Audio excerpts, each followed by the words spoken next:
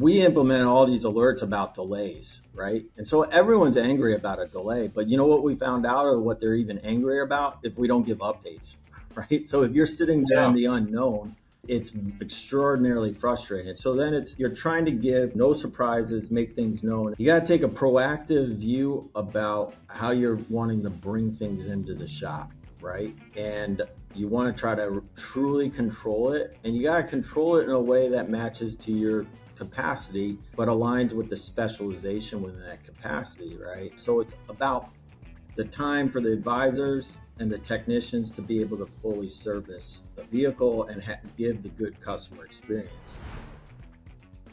Welcome to Retention Road Mapping, navigating service success for new car dealerships.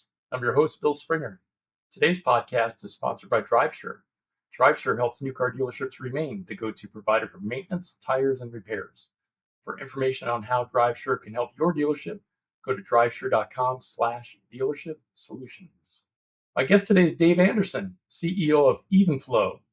Dave brings a unique background to the automotive industry, having previously worked in capacity optimization and applying those principles to dealership service operations. Evenflow is focused on solving one of the most overlooked problems in fixed operations: how dealerships schedule service appointments relative to actual technician capacity. Today, we're going to talk about why traditional scheduling models are broken, how that impacts customer experience and retention, and what dealers should be doing differently. Dave, welcome to the podcast. Great to have you here. I think this is a great topic. So let's dive right into it. Dave, when we look at the core problem that you help dealerships solve, what do most dealerships get wrong about service scheduling today? I would say I'll start with kind of like two different layers.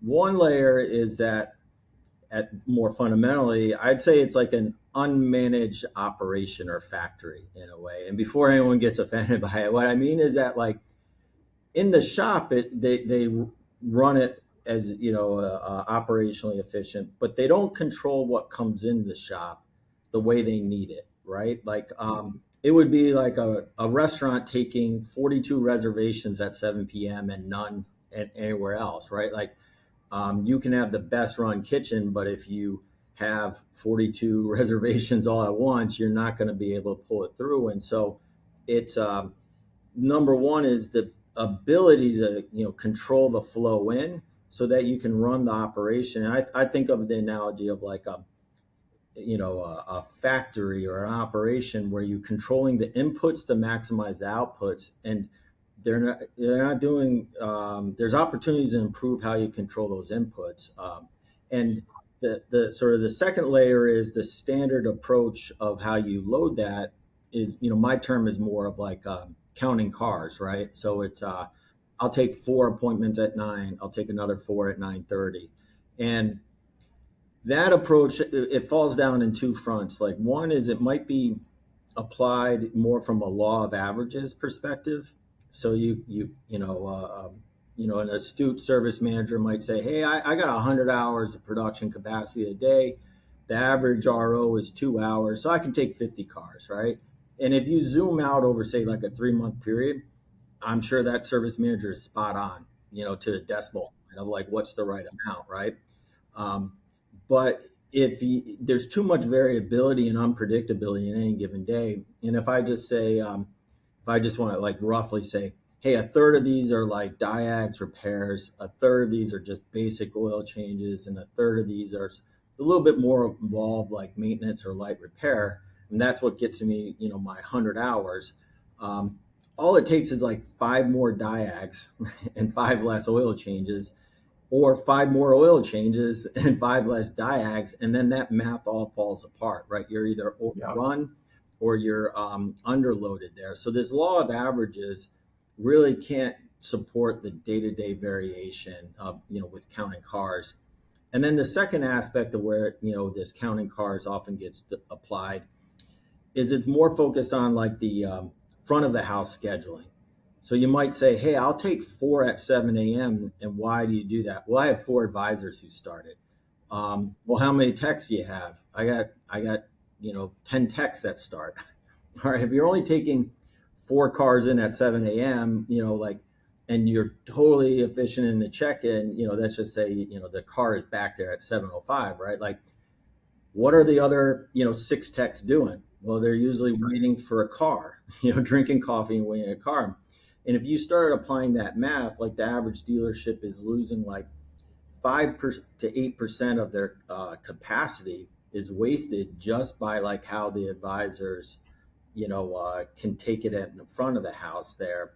And then if you keep perpetuating that of like, okay, I'm going to take four every like 15 minutes or every 30 minutes, or eventually you'll just overrun the 10 technicians. So they start with like not having Yeah. anything to do. And by 9:30, you've taken in way more cars than what they can handle. And now they're overrun. So this, Hmm. and those are like two, examples of where this car counting is like not appropriately kind of like managing the flow in so they can run, you know, um, a great operation, right? They're trying to, often I hear is like manage the daily chaos. And what they mean by that, when I spend time with the service managers is that it comes in such a unpredictable or a variable way to them that overwhelms them, or like it's dead, that they're always just triaging the situation. Right, right. So, when we think about scheduling based upon car count versus, if I understand you correctly, Dave, we want to schedule based on primarily on technician capacity. Yeah, Is that correct? yeah, yeah, And how do you manage that? Because that technician capacity can change on a day-to-day basis as well, correct? yeah, yeah, yeah. So I look at it as, again, it's a demand, capacity, or supply, consideration. So there are two sides of the equation. So on the capacity side, it's the technicians. Um, and obviously it's pegged to the staffing of like when technicians roll on the clock, when they roll off of it during the day, and then across the week.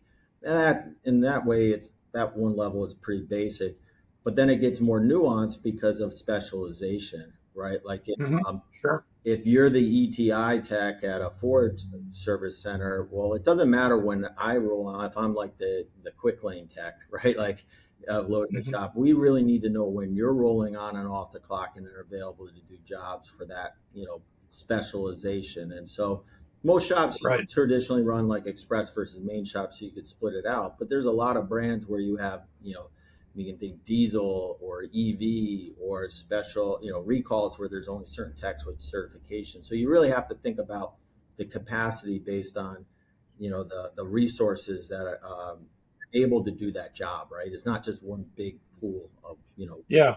there, The analogy I'm thinking of in my brain is a hospital, in terms of managing operating theaters is when is the brain surgeon going to be available, Yeah, and without him or her, it's nothing's going to happen. And yeah, it's the you got a same way patient with that the needs brain capacity tech. surgery, but like it doesn't do you any good if you got four orthopedic surgeons who are like, I'm ready to do your knee, but like I Right. don't need my knee done, right? That's right. That's right. Um, no, that's great. Let's shift the discussion just a little bit in terms of the customer experience and how this impacts the customer experience. So, how does poor scheduling show up in the customer experience? I think of it as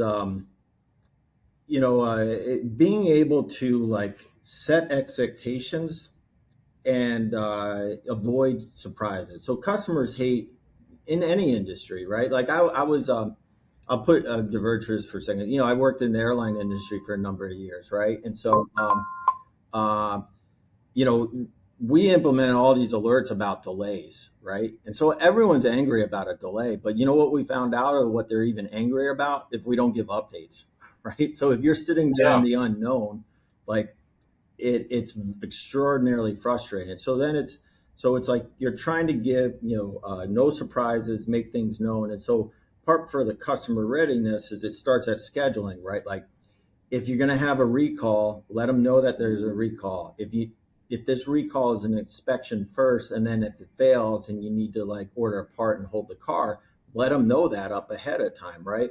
If this recall is like a half a day job, inform them of that. Or if you're supposed to show up with like a quarter tank of gas, let them know that at the scheduling, right? So set the right expectations, right?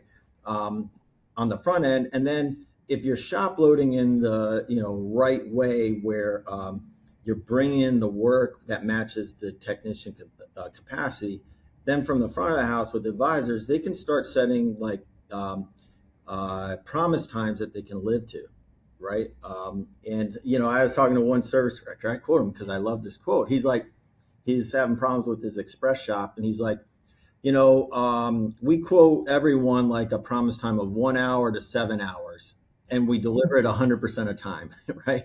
So, but from a customer, it's funny. But if you're a customer, like, how frustrating would that be? Like, it could be done Not in so an funny if hour, you're a customer. 7 hours, right? Like, so that's like setting the right expectations and communicating, like, hey, if I say it's going to be an hour and a half, like, you deliver upon it, right? And then that's the experience that then customers can trust, right? And then that also helps with like the retention of knowing I'm going to get a good experience. I'm going to be able to Sure. trust what they're going to say, and I can plan my day around that.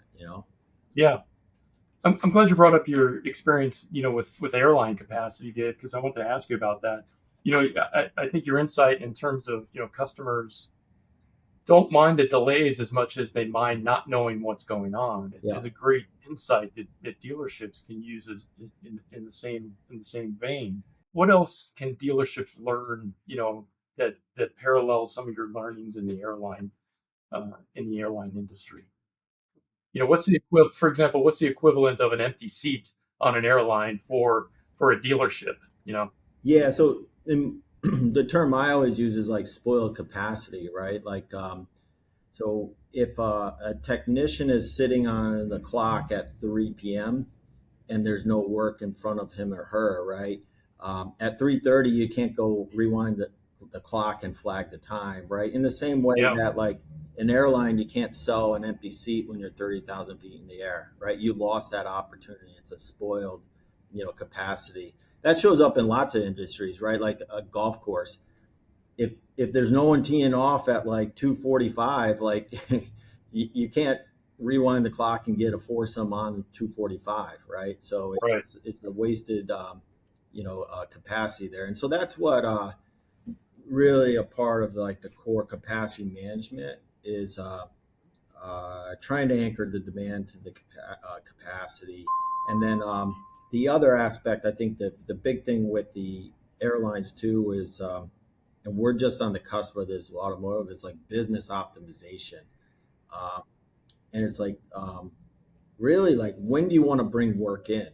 When does it make sense? Obviously, you're going to be concerned about the customer experience, providing them a lot of choice, but there's certain times in the operation where it makes sense that you would want this job in based on where your staffing is or what optimizes your business. And maybe the example is like recalls. There's certain recalls where it makes sense to push that to maybe off peak times, Hmm. or not have it even on like a Saturday because you don't have a staffing, right? So it's that business Right. optimization of really how do you maximize every single hour of the day, avoiding spoil time, but really getting the most you can out of every single hour of your capacity. Yep. I'm glad you brought up recalls. I want to get to that in a moment, but before, I wanted to make sure I asked you about, what you see in terms of, a dealership that does fix their scheduling problems and really drives optimization of their technician hours. What do you see, in terms of improvements, in terms of, however you want to describe it, revenue, hours booked, whatever the case may be. What's kind of a typical before and after, for an average dealership? Yeah, so I'll give a quantification, and then I'll try to clarify like how to maybe think about it in the real world of like what this means, Hmm. right? So from a quantification, like, we can see, in many case studies of like 10-12% increase in flag hours, and then 20, up to 30% incremental revenue associated with it. So that sounds dramatic, and in a lot of cases we may not even be increasing ROs, right? Hmm. We're really just bringing the flow of the shop in to where it can, where really they can maximize sort of the production of it.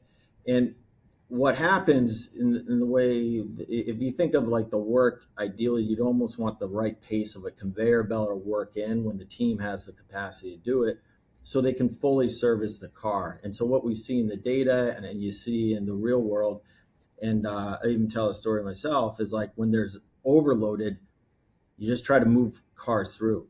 And so I was getting my car from maintenance like a month ago. It was for my wife and son who were doing like a 4 hour road trip. So I wasn't like necessarily price sensitive. I was like, I want to make sure the car's safe, right?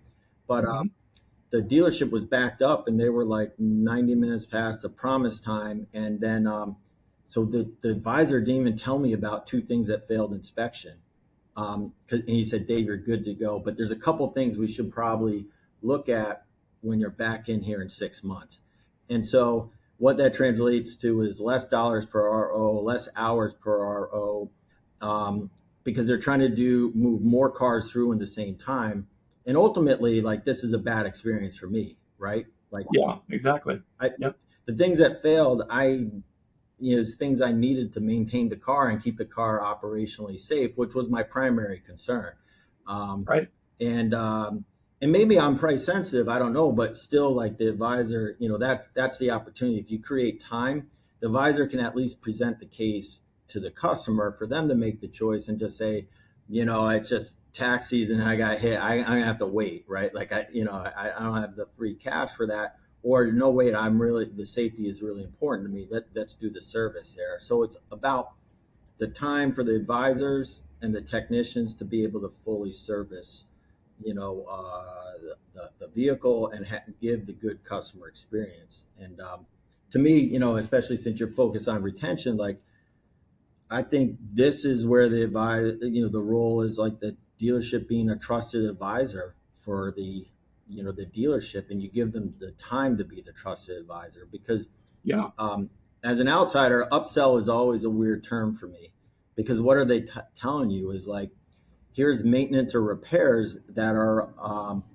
that you need for the safe operation of your vehicle.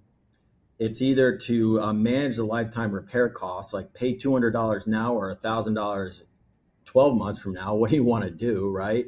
Or Yeah. extend the longevity of your vehicle, safe operation. All those things are in my interest as a vehicle owner, right? There's nothing Yeah. there that's like, oh, why are you telling me about that? Like those are good things, right? So Right. give the team, the time to be that trusted advisor, and you can, set the right expectations. Then you engender trust, experience, and then that's the retention, right? Like why would you go somewhere else if you have that relationship there? But it's like For sure. for me, a big part of it is time, right? It comes Yeah. down to time. Like if I'm jammed up, I don't, like in my example, I don't think the service advisor was a bad service advisor.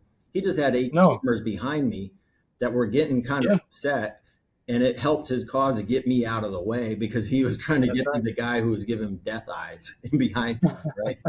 Yeah. Yeah. No, I think that's a fantastic example of a capacity management issue that results in lower parts and service revenue for the dealership, lower a less than optimal customer experience. You get a customer who is actually willing to pay the money and have the work done, but it couldn't get done because they were just trying to take care of as many customers as possible. That's a great example. So let's talk about recalls for a moment.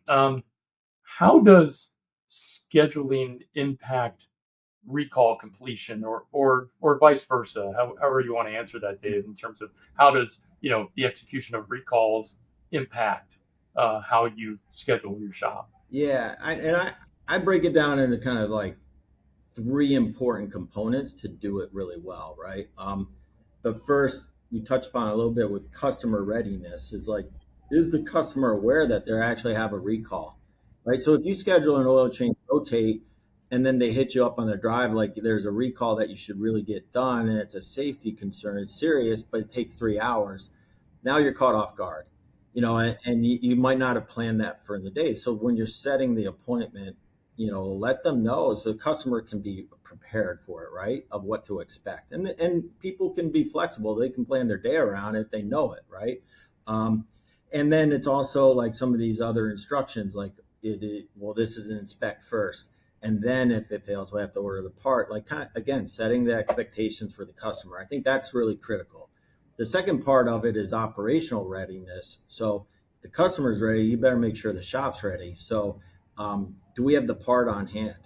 Right? Or do I need 3 days lead time, to get the part? So I better not offer up an appointment tomorrow for it, because all I'm going to do is hold your car for 2 more days, right? So that's kind of match to make sure that the operation is ready, not only on the parts, but also there's the right technician capacity. And this gets into skill level where, like, maybe we have technicians available, but they're not certified to do this, like hybrid cable recall. So, like, we can't offer up the time, right? Hmm. And then the third part is, I alluded to a little bit of the business optimization standpoint. So, when is the right time that you want to bring in certain pieces of work? And some are more attractive than others.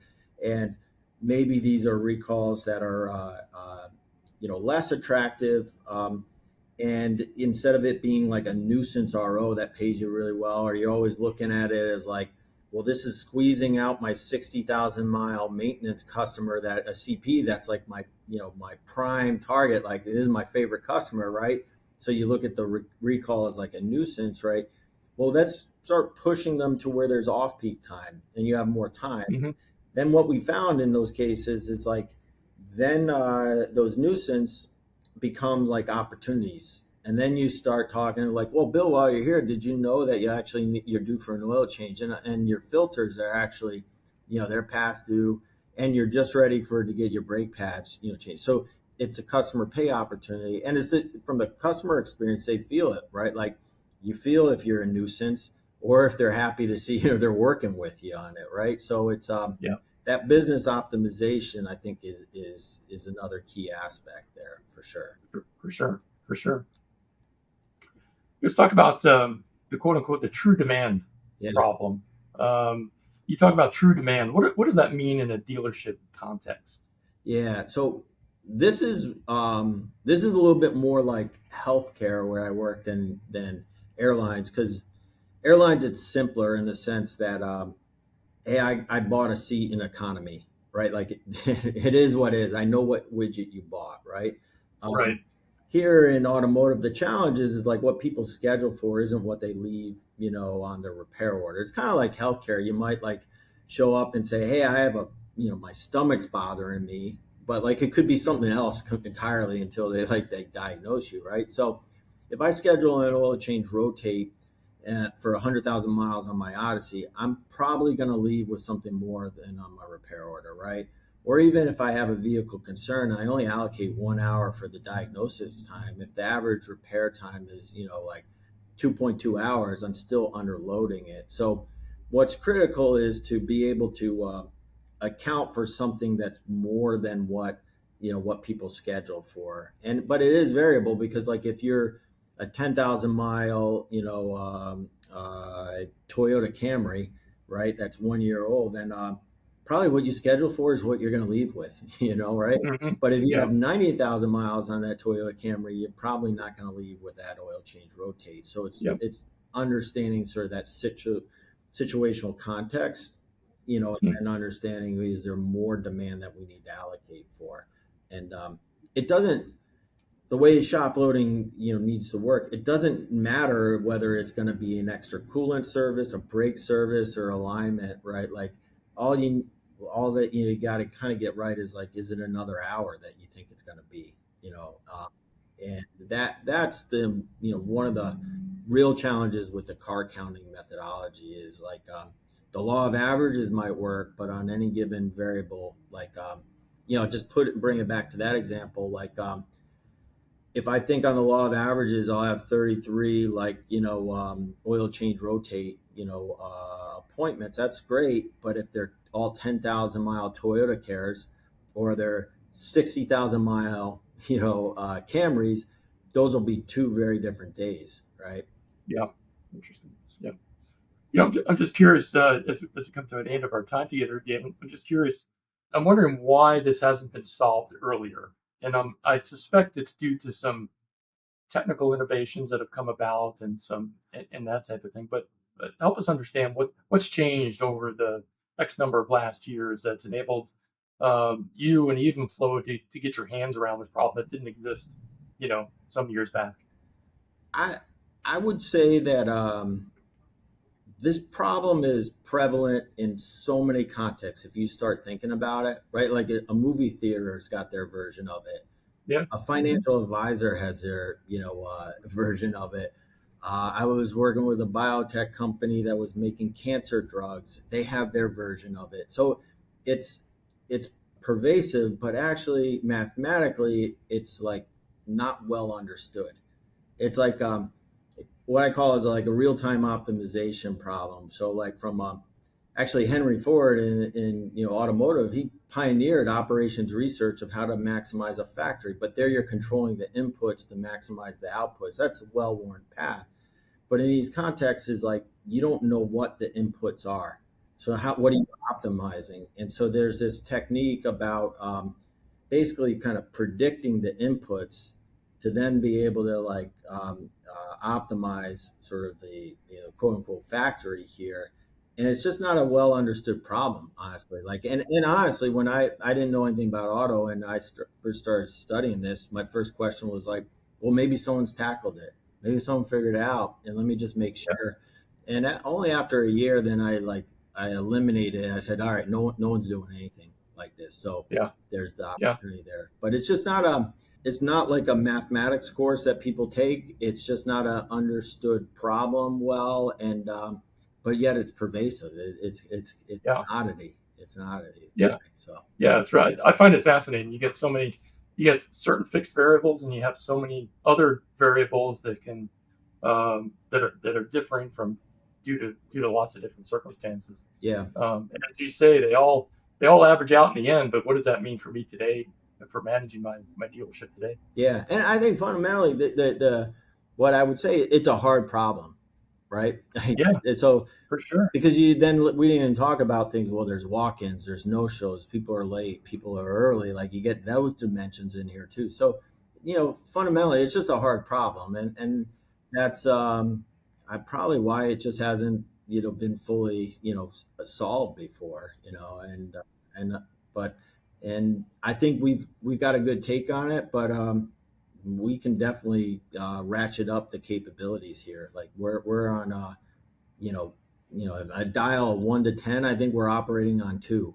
Like Yeah, I think there's a lot more we can do, and more I bet. features we're kind of just even sitting on that we haven't rolled out because I don't think the market's ready for it yet. So Yeah, yeah, makes sense. Makes sense.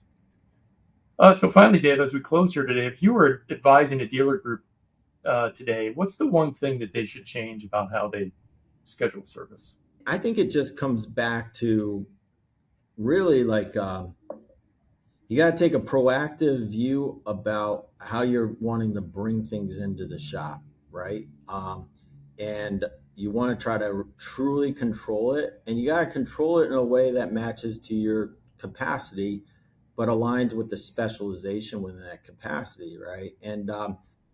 And when you control it, most people think that it's counterintuitive that like, oh, I'm going to push appointments out, but it's actually the opposite. We pull more in by with these controls. And maybe like the last analogy is like I'd use is like a restaurant. Going back to that, generally speaking, it's all about perception. Like you want to go to a restaurant where you're not the only patron, because if you're the only person in there, you're wondering like, what did I miss the memo, or like some Facebook post of why there's like I shouldn't be here, right?